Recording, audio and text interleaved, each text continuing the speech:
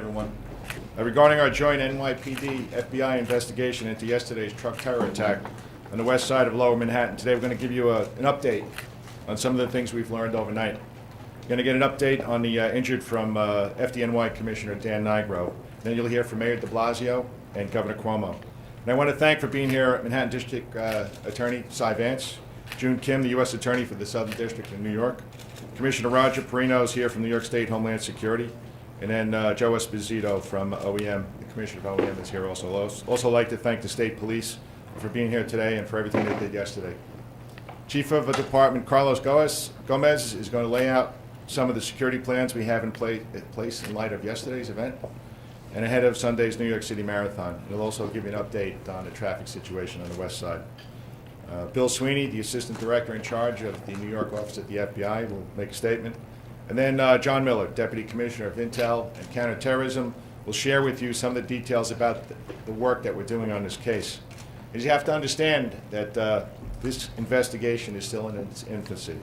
We do not yet have all the answers. And there are details today, and there'll be more down the road, and not everything we're going to be able to share with you. You understand that? You know, in terms of casualties, this was the worst terror attack in New York City since September 11, 2011. I want to take a minute to commend all New Yorkers. I want to commend everyone who lives in, works in, and visits our great city, because no one in this city is complacent. We saw the strength of that resolve last night with the very large crowds that attended the annual Halloween parade in the Village. And we'll see it again on Sunday, when 50,000 people compete in a marathon and another 2.5 million people cheer them along the route.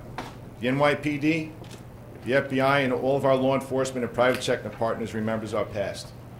We work very, very hard together each and every day to prevent the type of thing that occurred here yesterday. What happened yesterday was not okay. It will never be something any of us will just accept as inevitable.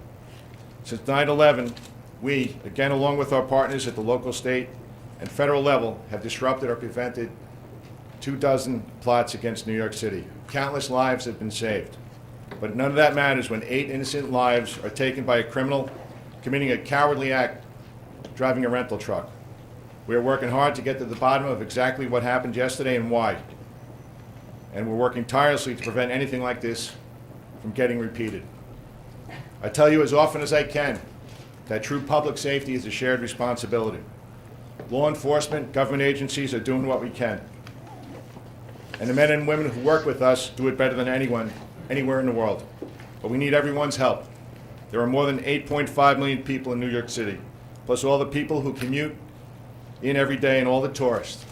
That's a minimum of 17 million extra eyes and ears and gut feelings that can remain vigilant on behalf of all of us. I talk about this all the time. If you see something out there that doesn't look right, if it makes you uncomfortable, you have an obligation to make a call or to flag down a police car. At least give us the opportunity to investigate that. I want to thank everyone for their ongoing help today and every day.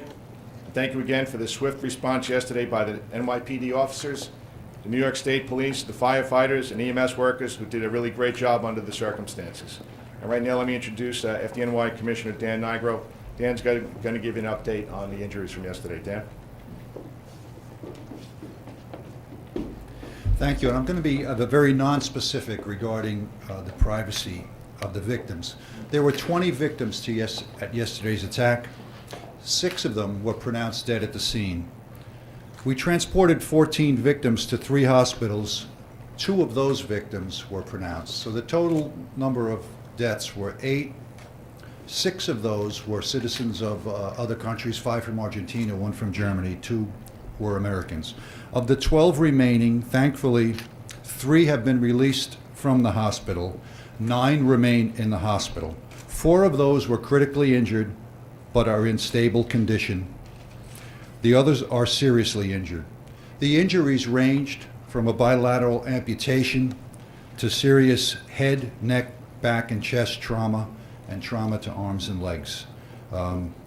This was a heinous attack that resulted in 8 deaths and serious injuries. Our prayers are with the families of those who died and those who remain in the hospital.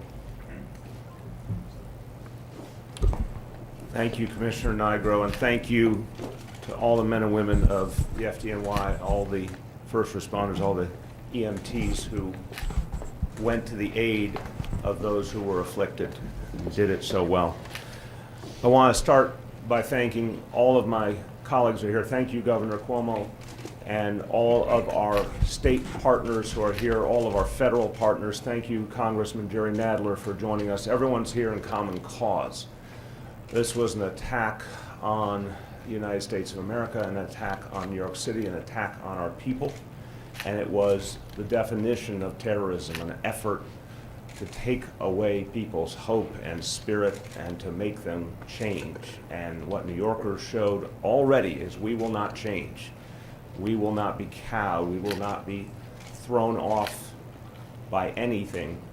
And this cowardly act, targeting the most innocent people in the middle of the most innocent pursuits, was meant to make people feel they could not go about their daily lives. And what we saw last night, Governor Cuomo and I went to our annual Halloween parade. 1 million New Yorkers showed up for that event. And as we spoke with them, they were undeterred. They were strong. It made me very proud of New York City and all the people of this country to see that strength in the face of adversity. This morning, people went to work, kids went to school. No one thought there was any choice but to stand up to this act of terror. So, as we now move forward, we start with giving our prayers to the families of the 8 who were killed. They, as you heard, 6 of them came from other nations here because they saw New York as a special place to be, and we now and forever will consider them New Yorkers. They shared this tragedy with us. We will remember them as New Yorkers. They were here because this city is a beacon to people all over the world, a place that every kind of person comes to and is respected, and that won't change. 8.5 million people here. We understand this was an attack on our values. It was an effort to break our spirit, but as an effort to break our spirit, it failed. New York City is a very strong and resilient place. We have great faith in the men and women who protect us. We have such pride in the NYPD, and we see them on duty, and we know they are the very best. So we're strong, we're resilient people because we know we're protected, and we know that this place works when people don't feel deterred.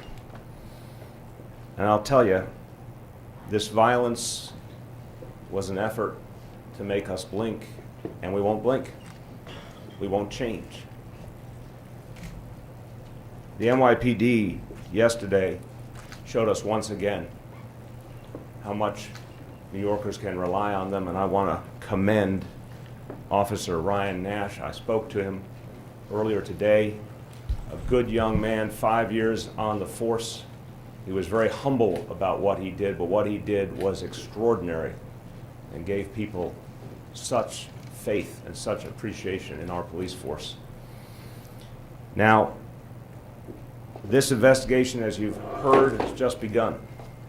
It's important to emphasize again this morning that we do not see any additional credible and specific threats against New York City. We will constantly keep people posted.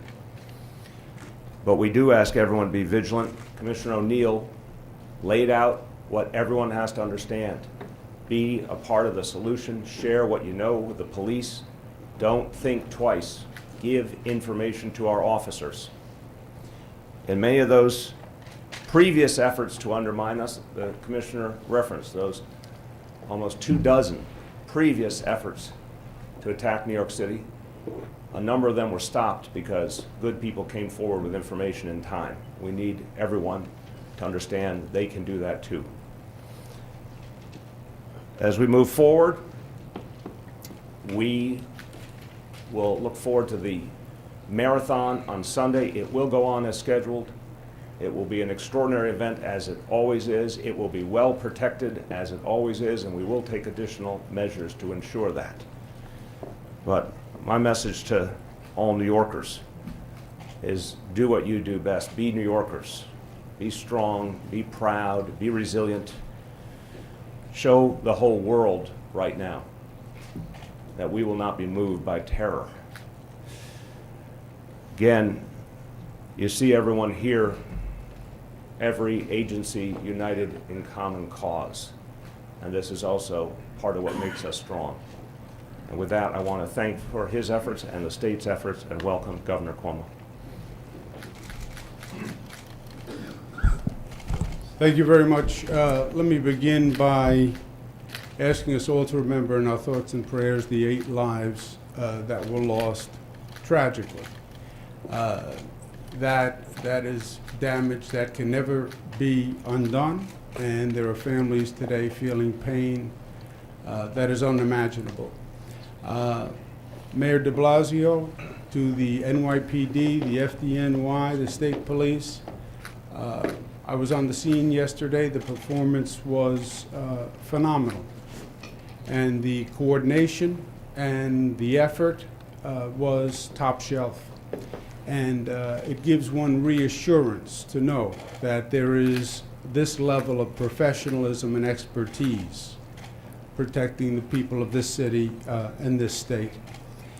It's also important to remember that while the leadership of the police departments is top shelf, Officer Nash, 5 years on the job, 28 years old, he was a hero. And the NYPD is not just the leadership, it's the men and women who are out there every day, who are on the first line.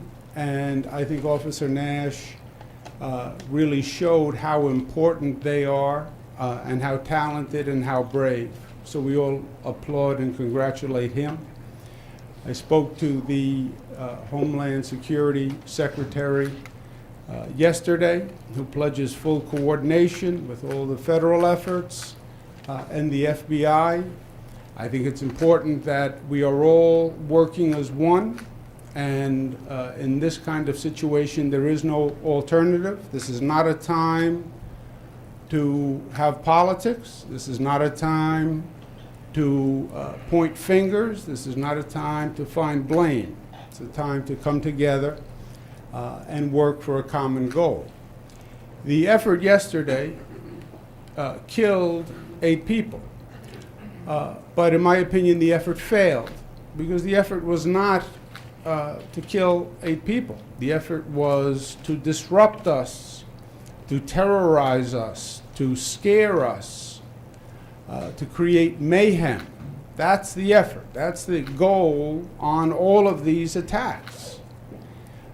New York is a special target because we have that Statue of Liberty in our harbor that we're proud of, holding up the torch for freedom and democracy. But we've seen it all around the world. And it is to create mayhem and terrorize. And it failed. The mayor is exactly right. The Halloween parade last night was a beautiful example of the failure of the attempt. 1 million New Yorkers came out with their families, with their children. They celebrated. They were there just a number of hours after the incident. And it was New York's way of saying, we will not be deterred. We are not terrorized. You will not win. We said that in 1993 after the World Trade Center bombing the first time. We said that after 9/11. And we said that yesterday, unprompted, spontaneously. They were all there. And the mayor and I marched. And it was really reassuring to see the resilience of New Yorkers. Now you'll see increased police presence all across the metropolitan area. We are going to double the number of bodies at places of congregation, airports, tunnels, Penn Station, which has 600,000 people that go through it every day, the most heavily traveled transportation hub in the hemisphere. I don't want anyone to draw any inference from that. We don't know anything. We're not responding to anything. It's just as a precaution. Same thing at the marathon. The marathon will go on because New York goes on, and it's an important event for all of New Yorkers. Again, I want to end where I started. The effort by the first responders was phenomenal. The reaction by New Yorkers, as evidenced last night, this morning, people got up, they went to work, children went to school, and that's what makes New Yorkers special.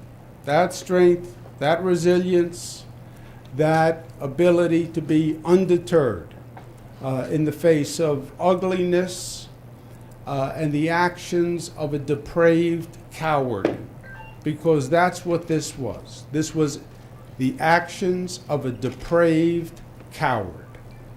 There is no grand statement to what was done. It was the act of a coward. And that's the way it should be regarded, because that's the way it was. I was proud to be the governor of the state of New York last night. I'm proud every day, but seeing New Yorkers' response made me feel especially proud.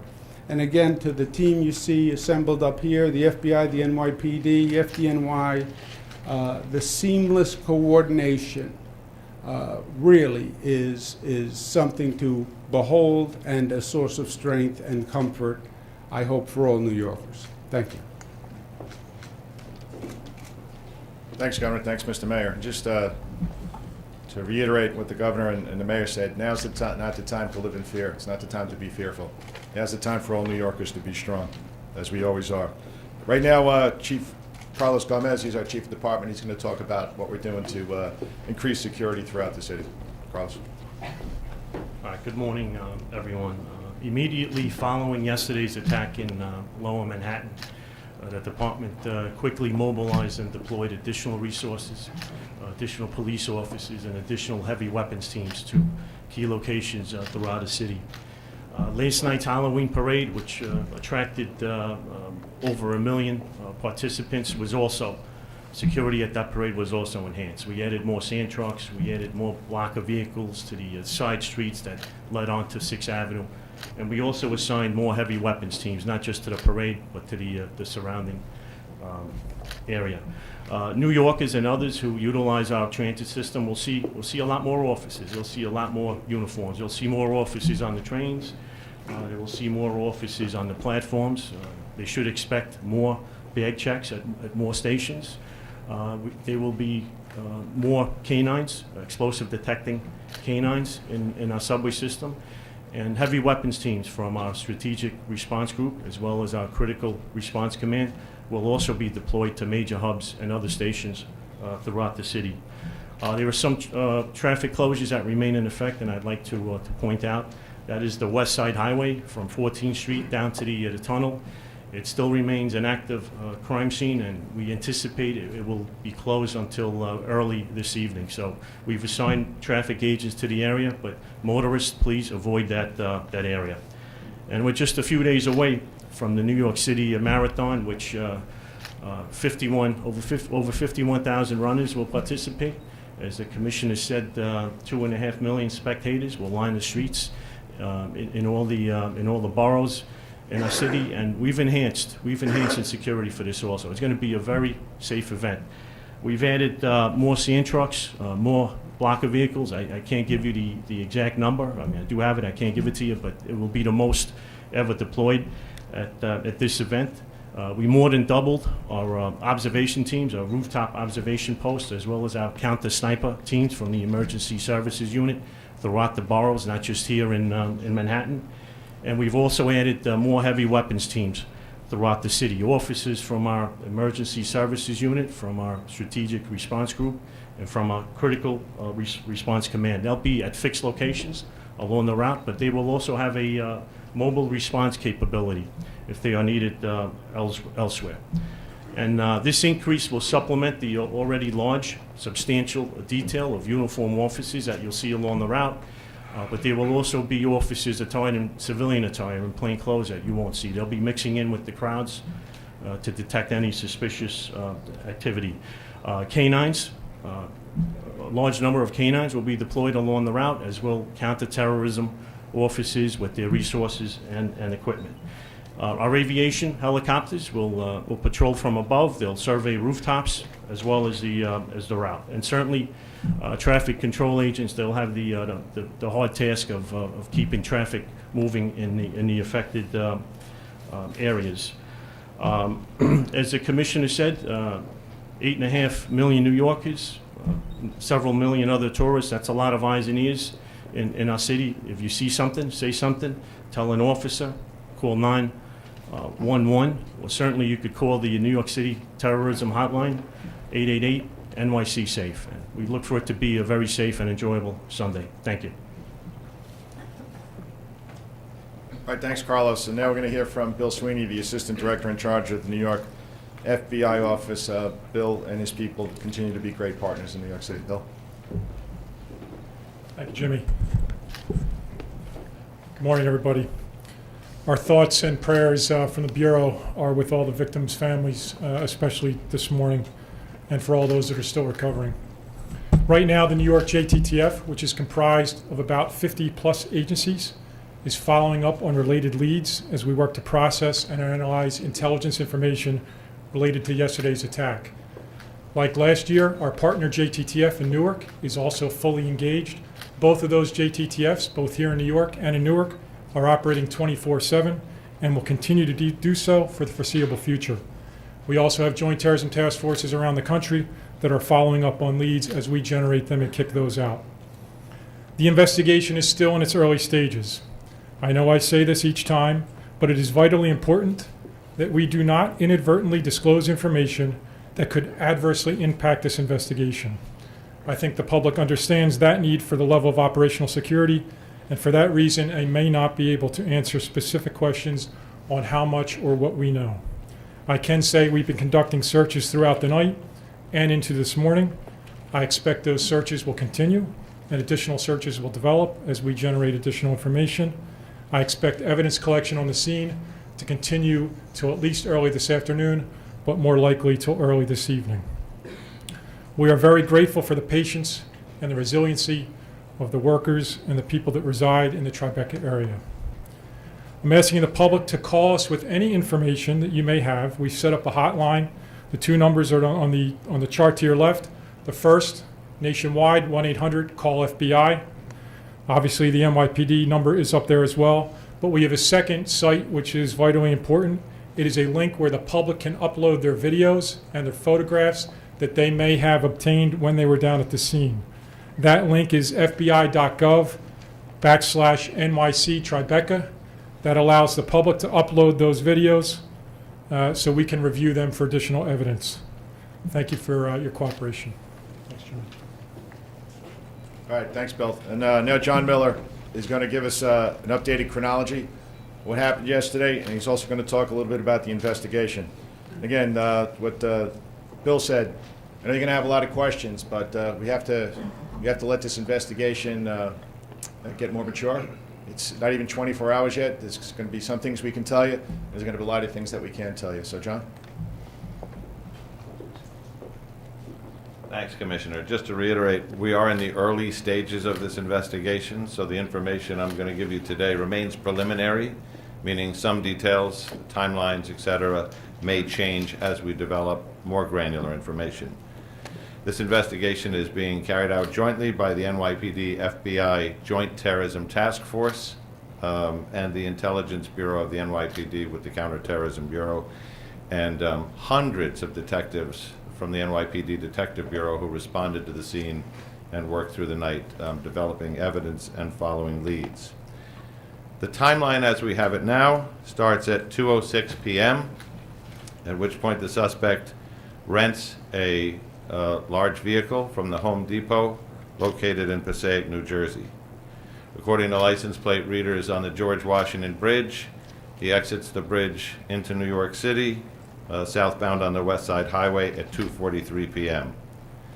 At 3:04, a Port Authority camera on top of an air vent outside the Holland Tunnel shows the vehicle entering the bike lane and traveling at a high rate of speed southbound at West Street and Houston Street. At this point, according to witnesses, video, and investigation, he appears to target bicycle riders and pedestrians within the southbound bike lane traveling at a high rate of speed. That ends when he collides with the school bus, injuring a number of additional people. And at 3:08 p.m., we get more than a dozen 911 calls reporting people down, the school bus accident, and a man with a gun in the street. 2 First Precinct police officers who were out on another call are alerted by civilians about the activity going on outside. They leave that location. They're joined by a 3rd officer. They observe a man who appears to be waving a gun and yelling at the scene of the accident, and they observe people down on the scene. One of those officers, Brian Nash, takes action and fires his service weapon, bringing the attack to an end. As the injured were being removed by fire department and EMS personnel and being triaged at the scene, a perimeter was set up around that truck, and the NYPD bomb squad was called in to clear that vehicle for any suspicious devices. The suspect is identified as Seyfulo Sepov, a 29-year-old legal permanent resident of the United States who came into the country from Uzbekistan in March of 2010. Overnight, based on the investigation, there have been a number of search warrants executed, and there may be more. Witnesses interviewed, associates tracked down, and other activity. We've been able to piece together a number of facts. Recovered in and around the vehicle were multiple knives, the 2 imitation pistols, one a paintball gun, the other a Crossman pellet gun. As you know, there are 8 dead and 12 injured. We have a lot to go through. The Detective Bureau in particular, using hundreds of detectives, has been going up and down the West Side Highway on both sides of the street, meticulously trying to pick up every piece of video from every security camera, every traffic camera, every bank camera, anything that will help us put together this timeline and have the imagery to go with it so we can reconstruct as much of this as possible. We'll also be reviewing license plate reader data, not just our own, but from the surrounding area, to help reconstruct the suspect's movement over the preceding days, as well as interviews with associates. Suspect was transported to Bellevue Hospital. We are awaiting to hear an update on his condition today. Obviously, he is in custody and under arrest.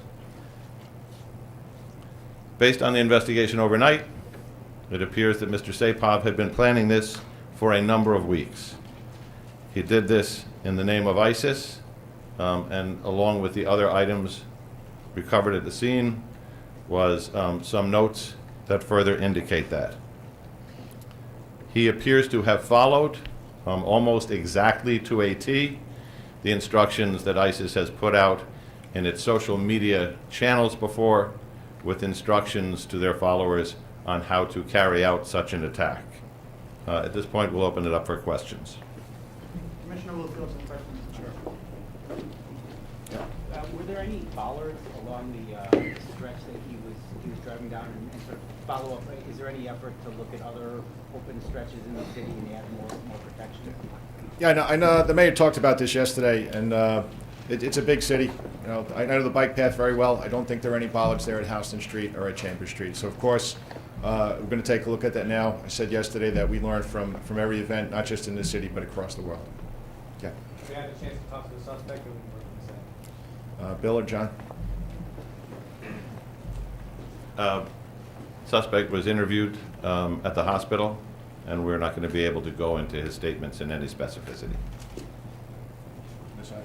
Yeah, right there. Yeah, I've got a question for Governor Cuomo and Mayor Blasio. Have either of you received a call from President Trump since the attack happened? And for the police commissioner, we've got sources telling us that authorities knew an associate of Mr. Saipov before this incident. Does that mean that police were already investigating someone affiliated with this suspect? I'm going to let Commissioner Miller talk about that. John, you want to answer that first? Sure. What we can say is Mr. Saipoff has never been the subject of an NYPD Intelligence Bureau investigation, nor has he been the subject of an FBI investigation. And we know that through our work with the JTTF and Bill overnight. What we are looking for is how has he touched the subjects of other investigations? What is his connectivity to those people?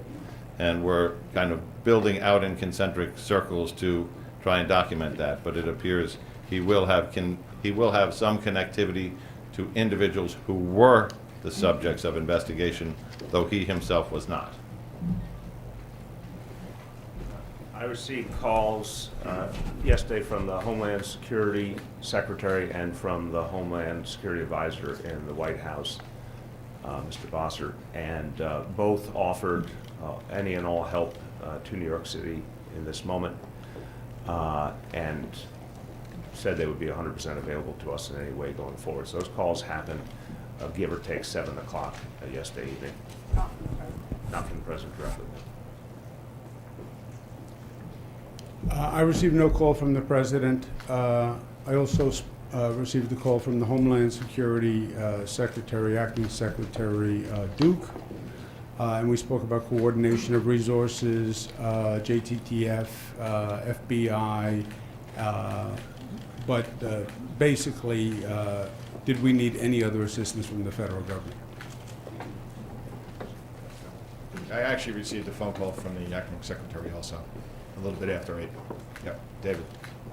Commissioner, well, actually for Governor Cuomo and Mayor de Blasio, I mean, are you bothered that you didn't get this call, but the president went onto Twitter to essentially attack a New York senator, accusing him of being contributing to this through his policies? Look, I'm not bothered at all because 2 senior officials called promptly and offered help, and I think that was appropriate. I think we are here to talk about this situation, the facts, and no one up here wants to politicize any of this, and I don't think anyone should be politicizing this this tragedy at this moment in time. I think every focus should be on those whose lives were lost, on their families, on the work we have to do in this investigation. I am not bothered that the President didn't call. I am bothered by an attempt by anyone to try to politicize this situation. That plays right into the hands of the terrorists. They're trying to disrupt. They're trying to create mayhem. They're trying to divide. The point is to do the opposite, is to unite, normalcy, proceed as one. So to politicize this event, I think, is wholly counterproductive. And Commissioner, is it the opinion of investigators that this suspect brought the imitation weapons and in an effort to sort of be killed by police or commit suicide? It seems like he maybe was fleeing, but then he remains on the scene. Are you talking suicide by cop? No, we haven't made that determination yet. In the back. Commissioner, with respect to the radicalization, you've already alluded to this is a terrorist investigation, certain things belonging to ISIS. Is there any sense at this stage of the investigation how or when this individual became radicalized to carry out this attack? No, it's too early in the investigation to tell you that. Okay, Rocco. Maybe Commissioner Miller, Commissioner, was there anything out of the ordinary regarding this truck rental or the dialogue with the employees or how it paid for A and B? Does video show anything in particular before actually getting on the As far as the truck rental goes, those interviews are being conducted, and I haven't seen that, but there was certainly nothing unusual enough to cause anybody to call. and regarding his entry onto life and prior to that, is he doing anything out of the ordinary? That's part of the expanded canvas for witnesses. Obviously, we're looking for people to come forward. It's also part of the expanded video canvas, which Bob Boyce's people have been instrumental in, which is we really want to be able to reconstruct his entire trip. As you saw Rocco in the Chelsea bombing, we were basically able to take him from the train to both scenes. We expect to try and come as close to that as we can here too. Just a follow-up on the truck question for the Commissioner. If I know that you spoke to a lot of companies that rent trucks. Was this particular Home Depot one of them? So our Nexus program within the Intelligence Bureau and the SHIELD program within counterterrorism does the outreach on a fairly wide level. The Nexus program from Intel has visited more than 100 of the truck rental places within New York City. We work with the Department of Homeland Security and their programs and other agencies to cover the ones outside the city.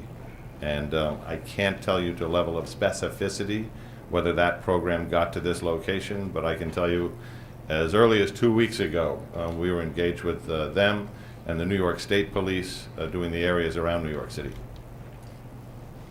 Yeah. Is there any evidence that he tried to buy guns prior to this, or any other activity in those planning stages that would have been suspicious, to say that people would see something and say something? Is there No, something- as part of course, as part of the investigation, we're going to go backwards in his history, what he's done over the last couple of months. So I can't give you an answer to that. Tina? It's being reported that there's a note being accepted to the ISIS list forever, or ISIS endures. Yeah. Hey, John, you want to talk about the notes? The notes were handwritten in Arabic. They had symbols and words, but the gist of the note was that the Islamic State would endure forever. I'd like to ask Mr. Kim, there is a federal death penalty for murder that is, quote, willful, deliberate, malicious, and premeditated. Do you anticipate filing a federal death penalty case after this attack?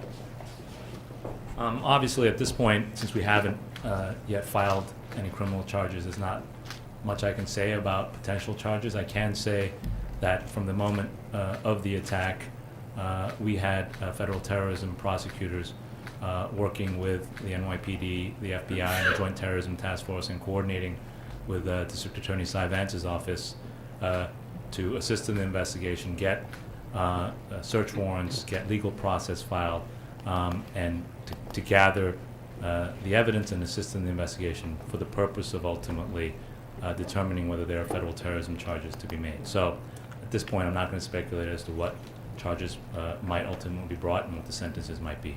And if I could follow up with John Miller, the fact that the note was written in Arabic, how significant is that, and does it speak at all to the level of radicalization of Mr. Saipov?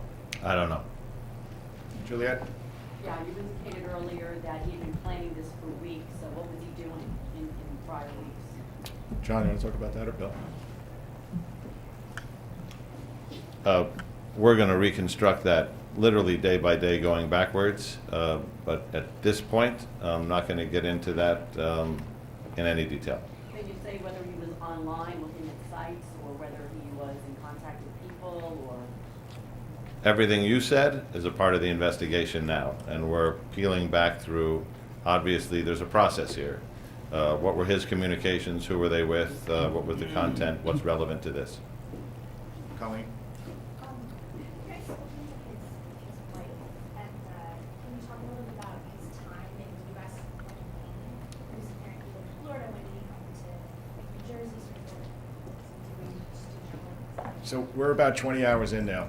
So we're going to speak to everybody involved. We're going to speak to relatives. We're going to speak to acquaintances, people that he's worked with. But I don't have that right now. James? Commissioner, for you and for the mayor, can you elaborate more on just how important Officer Nash's quick action was?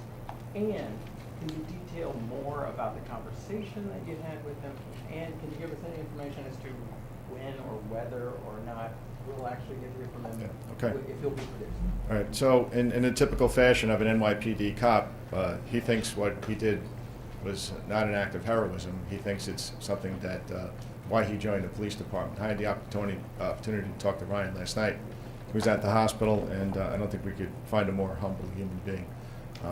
They were at Stuyvesant High School for an unrelated call, and somebody came in and told them that there was a vehicle accident at West Street and Chambers Street. So Ryan and his partner thought they were going out to handle a vehicle accident, and once they got outside, they were confronted, and they took proper action. So all New Yorkers should be thankful to Ryan and his partner. They showed great courage. And I talk about the courage of the men and women in this police department every day. And truly, yesterday, you saw it.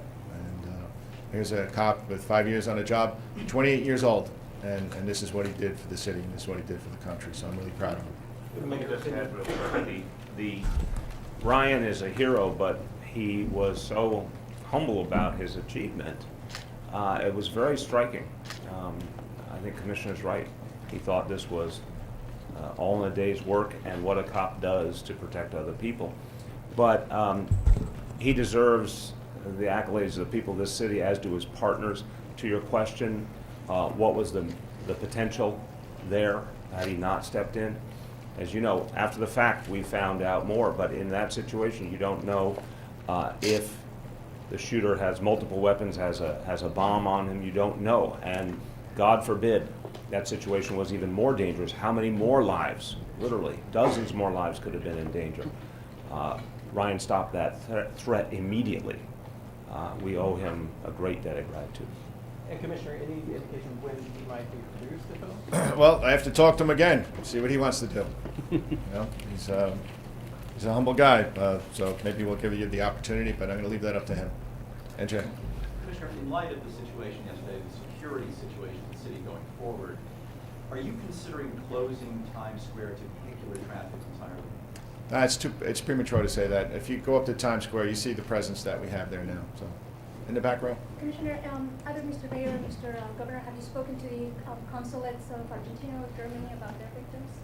We have not yet. Obviously, our condolences to people as Argentina and Belgium, I believe, our condolences to those nations, to the people of those nations, to the families especially, and we'll do everything we can to support the families in this moment. I think everyone feels we're all connected at this moment. We all have to be there for each other.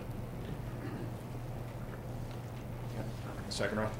And you can go into detail about what the suspect said in the hospital. There are reports of bragging about what he did and unapologetic. Can you confirm any of that? No, we're not going to confirm that. Tom? For Commissioner Miller, you may have alluded to this earlier, but was there any indication that he did prior reconnaissance in place in person of Manhattan?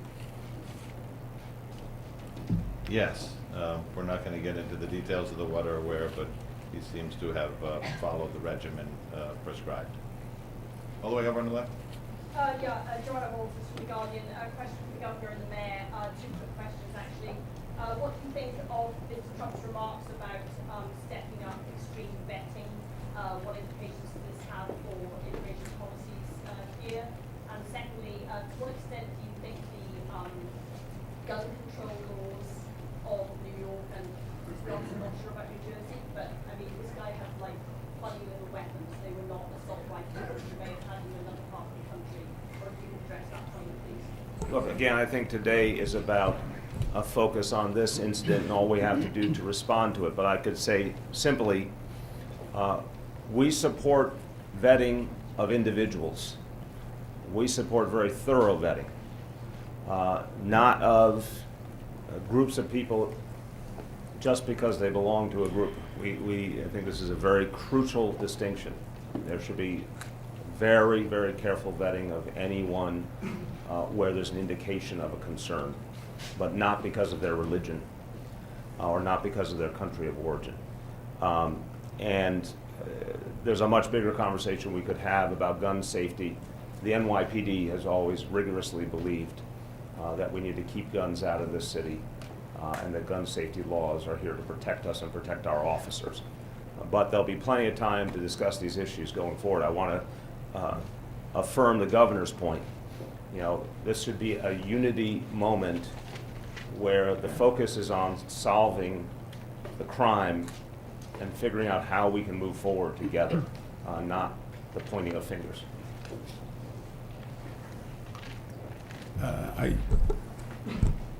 The president's tweets, I think, were not helpful. I don't think they were factual. I think they tended to point fingers and politicize the situation.